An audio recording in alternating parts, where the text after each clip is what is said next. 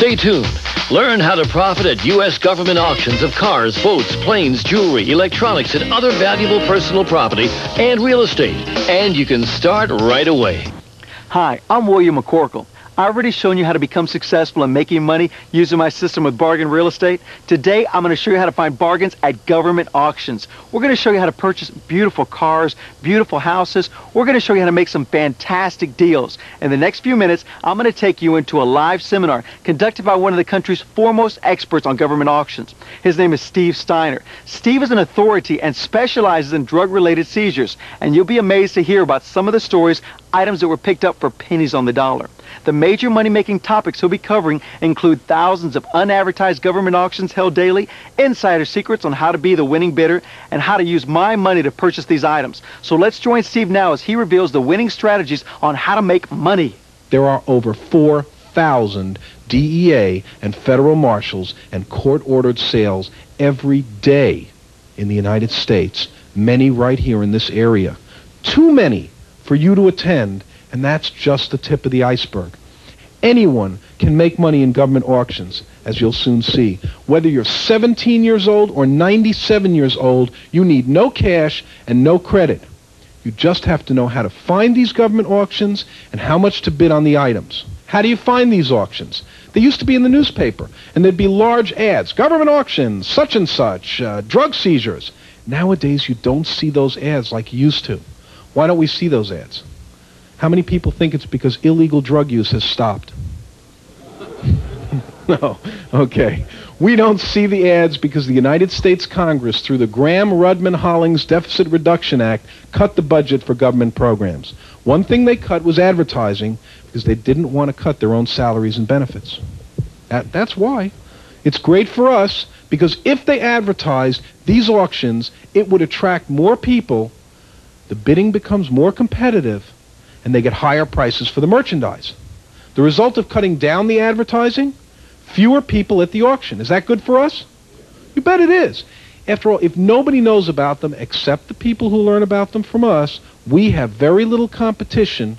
We can bid very low, and we can pick up the merchandise we want at the right prices. This is one of the most worthwhile success strategies available in today's economy. Government auctions like the United States Marshal's Office, the United States Customs Sales, Internal Revenue Service, drug enforcement seizures, and other governmental auctions such as the GSA, bankruptcies, Department of Defense, police and sheriff sales, probate sales, tax sales, United States Postal Service auctions, SBA, VA, HUD, FHMA, and the RTC. There are over a dozen branches, departments, and agencies of our federal government, plus local government agencies and police departments, which conduct what we call opportunity auctions.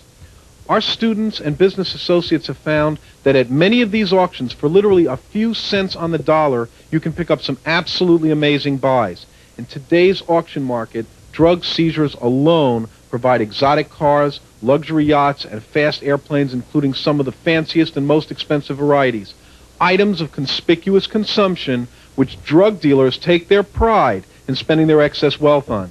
Sometimes they own them for a very short period of time before their excesses become very clear to governmental authorities. Once they're apprehended, the federal agents have the right to seize any and all of these items. They can put them on the auction block and sell them for a few cents on the dollar, which goes into Uncle Sam's pockets. So I say we should support these various anti-crime programs by providing the few cents on the dollar that these items can be bought for. We'll take a few cents out of our pockets, we'll have some fun, and do things that we enjoy and we'll make some money on, so that your dreams and financial goals will become reality. Most people don't even know about these auctions. Many, as you will see, are not even advertised. You need to start to take advantage of some of these incredible opportunities now. The next sale that I'm going to talk about is the mother, or you can call it the grandmother, of all sales. And guess what? She's 3 years old. This is the 1988 National Asset Seizure Forfeiture Act, NASAF, N-A-S-A-F.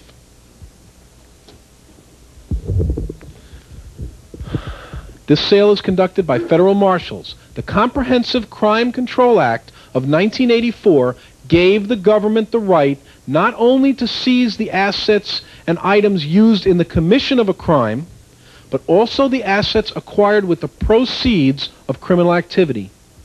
That act was followed by the 1988 Nassaf Act. Does anybody here remember the first Nassaf case in 1988? Does the term zero tolerance strike a bell?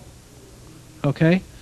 They found a piece of one marijuana cigarette on somebody's yacht, and they seized the entire yacht. The owner alleged that it had belonged to a departed passenger who was on the boat 2 weeks ago, and he didn't even know who it was. Did it help him? No way. There was $1.5 billion of such assets seized by the U.S. government in 1985. In 86, it had grown to $3.1 billion. In 87, $7 billion. But in 1988, when they passed the Nassaf Act, whereby in drug seizures, they eliminated the loophole that if you had whatever given amount, however many bags, people were contending that they weren't really dealers. They were simply using it for personal use. And if they found any amount of drugs or controlled or illegal substances on your person, your car, your boat, your plane, they could not only seize your car, your boat, or your plane, but they could also seize your home or other assets or anything that had any relation or involvement with drugs, anything that had anything to do with it, or anything that had anything to do with you. In 1988, these seizures increased to $19.7 billion. In this type of auction alone, there are again thousands of sales in the U.S. every year. Within a 50-mile radius of here, between 125 or 175 of them. Ladies and gentlemen, it is impossible for anyone to attend even a small percentage of all the thousands of auctions. We want to share in the kind of profits that are available through these government auctions and through these programs. Another government program is the GSA.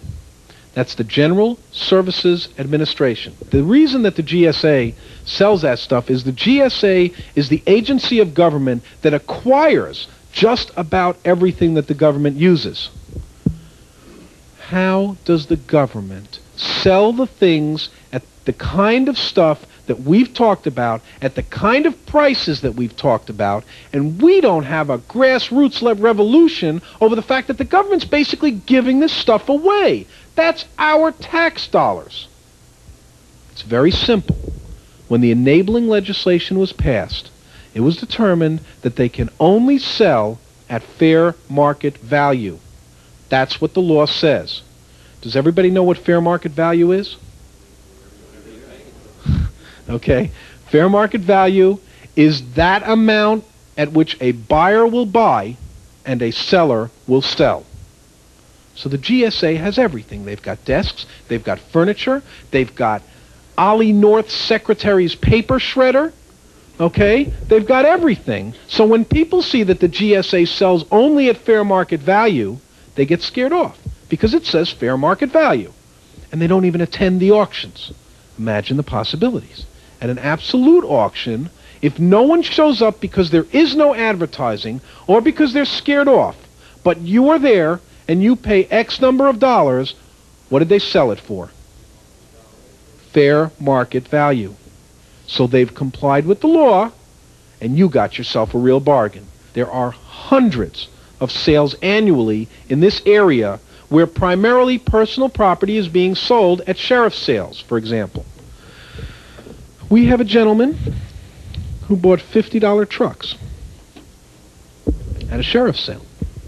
Trucks in Cincinnati for $50 each. A Cincinnati man who I'm extremely close with attended a Hamilton County sheriff's foreclosure sale. Hamilton County is Cincinnati, just sort of the way Duval County is Jacksonville. The auction consisted of 3 trucks filled with concrete forms. There's an assumption we make here. When the sheriff seizes 3 trucks filled with concrete forms on the job site at such and such a location, we assume those trucks got there under their own power and the man was using them to make a living. This gentleman went to this sale. He told me, I got there at 10 a.m. on time and was the only one there. I asked when the auction would begin and was told, oh, when more people show up, I guess. He said, no way.